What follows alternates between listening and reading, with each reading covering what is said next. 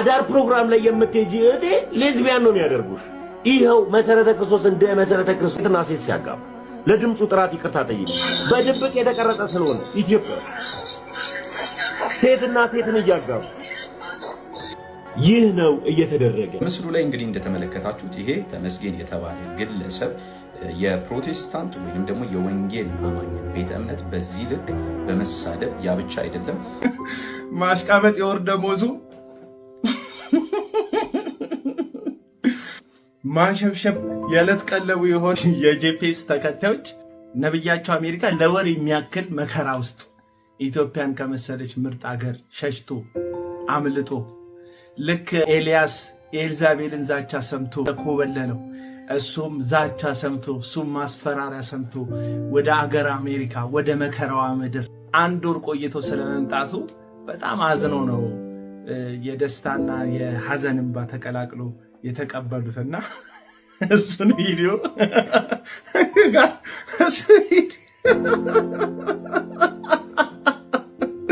እሱ ቪዲዮ ጋብዛችሁና ፎቶዎቹ ላይ ዛሬ ሪአክት ነው ማደር።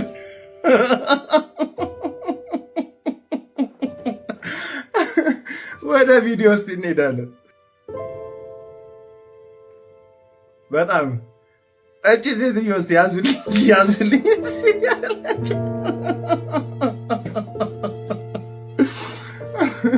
እንዴት ምታለቅስ ይመስላችኋል? አሁን ቆውቱ ድምፁ ምናምን ቢቀርም እንዴት ምታለቅስ ይመስላችኋል? እቺ ሴት እስቲ ልጋብዛችሁ እና 24 ሰዓት ነው ሰውየው ታስሮ ፍርድ ቤት ቀርቦ ያው የተለቀቀውና በቃ በጣም ለወንጌል መከራ ከፍሎ ተሰቃይቶ እጁ በሰንሰለት ታስሮ ፍዳውን ያየነው ይመስል አለቃቀሷ። ቀጥሎ ያለው ነኝ እዚህ ጋር ያለ ሴትዮ አለች።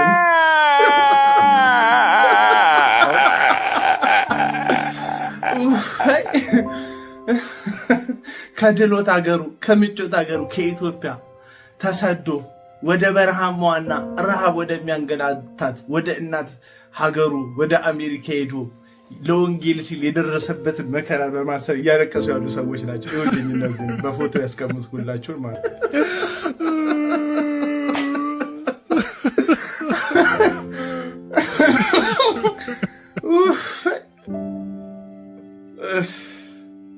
መጨረሻ ላይ በምን አይነት መዝሙር የሚያጠቃልሉ ይመስላችኋል? እስቲ እናንተ ገምቱ። የሚዘምሩትን መዝሙር ነው ይሄን የሚዘምሩ ነው ይመስለኝ።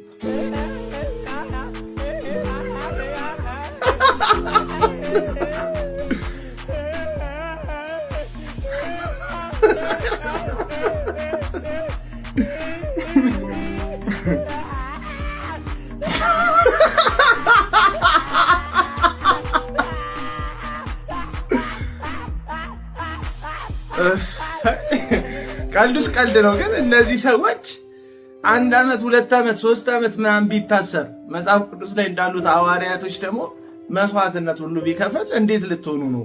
እነዚህ እኮ ጎረቤት የሚያስጨንቁ ሰዎች ናቸው። እርግጠኛ ሆኜ ነው የምነግራችሁ። እንዲህ ነቢያት ምናምን ተነኩ ታሰሩ ምናምን ብለው የሚሉ ሰዎች ጎረቤቶቻቸውን ኮንዶሚኒየሙን በአንድ እግር የሚያስቀምጡ በምቀኝነት የሚታወቁ ሰፈር ውስጥ በጭካኔያቸው ተወዳዳሪነት የሌላቸው ኒሻን ተሸላሚዎች በክፋት የሆኑ ሰዎች ናቸው። እዚህ ሲመጡ የሆነ በቃ ለሰው ፍቅር ያላቸው ይመስል አታስመስሉ። እውነተኛ ወንጌል መከራ የሚያልፍ ነው።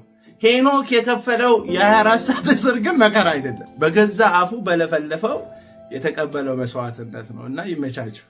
ይህንን ቪዲዮ ሁላችሁም የወንጌል አማኞች ሼር፣ ኮፒ ሊንክ፣ ሪፖስት እንድታረጉ እፈል። አዳር ፕሮግራም ላይ የምትሄጂ እህቴ ሌዝቢያን ነው የሚያደርጉሽ። ይኸው መሰረተ ክርስቶስ እንደ መሰረተ ክርስቶስና ሴት ሲያጋቡ ለድምፁ ጥራት ይቅርታ ጠይቂ።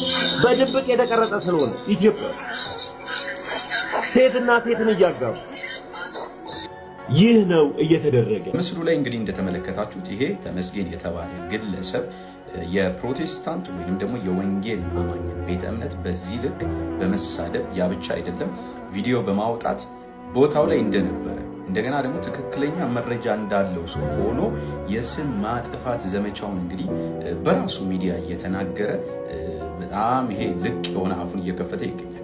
እንግዲህ የቤተ ክርስቲያን መሪዎች ለእናንተ ጥያቄ አለ። ይህ ግለሰብ በተደጋጋሚ ጊዜ ያው እኛም ተው ብለን ልንነግረው ሞክረናል፣ አሻፈረኝ በማለት ግን በዚህ ልክ ይህንን የተከበረ ቤተ እምነት በመሳደብና በማቅለል ቀጥሏል ማለት ነው። አሁን ግን እየሰራው ያለው ነገር ወንጀልም ስለሆነ የአንድን ቤተ እምነት ስም እየጠሩ በዚህ ልክ መሳደብ፣ በዚህ ልክ ማንቋሸሽ ወንጀል ስለሆነ በሕግ አግባብ እንድትጠይቁልንና ይህን ሰው አደብ እንድታስገዙልን ስንል እንጠይቃለን ማለት ነው።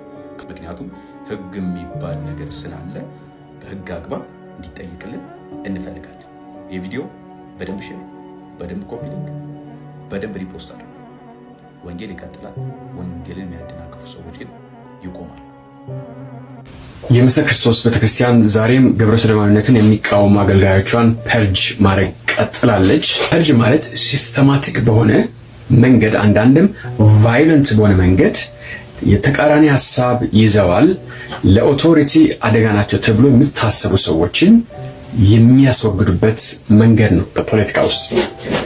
አሁን ምስክር ክርስቶስ ቤተክርስቲያን በተለይ ደግሞ ዋናዋ መሪዋ በአጋጣሚ እንኳን ግብረ ሰዶማዊነትን የተቃወሙ ሰዎችን እያስወገደ ይገኛል። የፐርጂንግ ዓላማው ምንድነው? አንድ ስልጣንን ጠቅልሎ ስትሮንግ ማን ሆኖ መውጣት የሚፈልግ ሰው አለ። የእሱን ሰው መቀመጫ በተደላደለ ስቴት ላይ ማስቀመጥ ነው ዋና ሀሳቡ። እንደ ምክንያት የጠቀሱት ምንድነው? የቤተክርስቲያን ሕልውና አደጋ ላይ በመጣል ልዩነትን በመፍጠር በቄስ ደረጀ ካውንስሉ ተመክሮም በማለት የቤተክርስቲያን ኦቶሪቲ አለመቀበል ምናምን የዘረዘሯቸው ነገሮች አሉ። አሁን ማምለጥ የማይችሉት ነገር ምንድነው? እኔ እንኳን ፐርሰናሊ ብዙ ሳይቶች ላይ የገባው ምስክር ክርስቶስ ቤተክርስቲያን ከሰዶማውያን ጋር ህብረት ያደረገች እንደሆነ ያየሁት ነው። በአደባባይ ያወጣ ነው፣ የታወቀ ነገር ነው።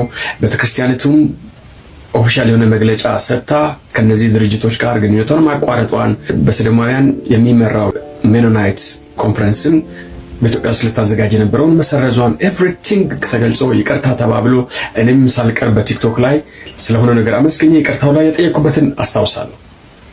ይሄ ሰውዬ ግን ጊዜ ጠብቆ እነዚህን ሰዎች እያስወገደ ነው። ፐርጂንግ የሚባለው የዚህ ሞመንትን ጥብቀት ታስወግዳለህ። ከነ ዶክተር ስዩም በተጨማሪ ወንጌላዊ አዳነ ደቻሳን በነገራችን ላይ የአርባ ምንጭ ምስክር ክርስቶስ ወንጌላዊ ነው። በአዲስ አበባ ዩኒቨርሲቲ በኤገስት ምስክር ክርስቶስ ሴሚናሪ በተለያዩ ቦታ ስነ መለኮትና ከፒስ ጋር በተገናኘ ትምህርቶችን የተማረ አገልጋይ ነው።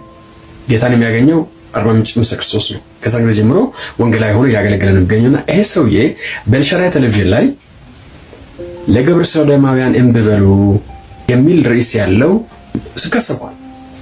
እሱ ተቆጥሮበት ነው ሆነ እርምጃ የተወሰደበት ያለው እና በዚህ ደረጃ ግልጽ የሆነ የሰዶማዊነት አክቲቪዝም ኢትዮጵያ ውስጥ እንዲህ በፍጥነት ይመጣል የሚል ሐሳብ ነው ያልነበረኝ።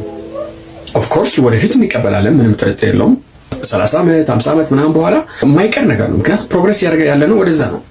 ዶግማን አንቀበልም፣ የአባቶችን አስተምሮ አንቀበልም ምናምን እያልን ማንም ሰው እንደፈለገ መጽሐፍ ቅዱስ ኢንተርፕሬት በሚያደርግበት ዘመን ላይ ሰዶማዊነትን መቀበላችን የማይቀር ነገር ነው። አውሮፓውያንም እንደዚህ በአንድ ቀን የገቡት አይደለም። ዓለም በክፋቷ የባሰባት የከፋች ስትሄድ መቀበላችን የማይቀር ነገር ነው። ግን ከአሁኑ ምን አስፈጠናችሁ ነው የኔ ጥያቄ። እና ለወደፊት ምናልባት በልጅ ልጆቻችን ሰዶማውያን ቤተክርስቲያን ውስጥ መጋባት ሲጀምሩ ነው ማገልገል ሲጀምሩ የምስክር ክርስቶስ ቤተክርስቲያን የወሰደችውን ውሳኔ የመጀመሪያው ማይልስቶን ብሎ እያደነቁ ባያስተምሩ ቃል ለምድር ለሰማይ በህይወት ካለን እናያለን። ካልሆን ልጆቻችንም እችን ይመሰክራሉ። ጤናማዋ ቤተክርስቲያንም ደግሞ በተመሳሳይ መልኩ በኢትዮጵያ ቤተክርስቲያን ታሪክ ጥቁር ታሪክ ብሎ ይጽፋሉ። ይህን ታሪክ ሰዶማውያንን የተቃወሙ ሰዎችን ቤተክርስቲያን ማሳደድ የጀመረችበት የመጀመሪያው ጉባኤ ተብሎ ይጠራል። ይህንን የወሰነ ማን ነው? ደሳለኝ ፐርጅ ያደረገው። ልክ እኛ አሁን የኒቅያ ጉባኤ፣ የከልቀዶን፣ የኤፌሶን ምናምን እያልን በቤተክርስቲያኑ ሴሌብሬት ያደረግን ያንን የአባቶችን አስተምሮ ለመጠበቅ ጥረት እንደምናደርገውና ያንን ታሪክ እንደምንዘክረው ሰዶማውያን የምስክር ክርስቶስን ጉባኤ በፓስተር ደሳለኝ የተመራው ጉባኤ በህይወት ዘመናቸው ሲያመሰግኑና ተርኒንግ ፖይንት ብለው ይናገራሉ። ለወደፊት 50 ዓመትም 100 ዓመትም በኋላ ሁለተኛ ቤተክርስቲያን ማይኖሪቲ የሆነች ምናልባት አንደርግራውንድ ስትገባ ይህንን ቀን በተቃራኒው የቤተክርስቲያን ጥቁር ታሪክ ብለው እየዘከሩ እየጻፉ ይኖራሉ።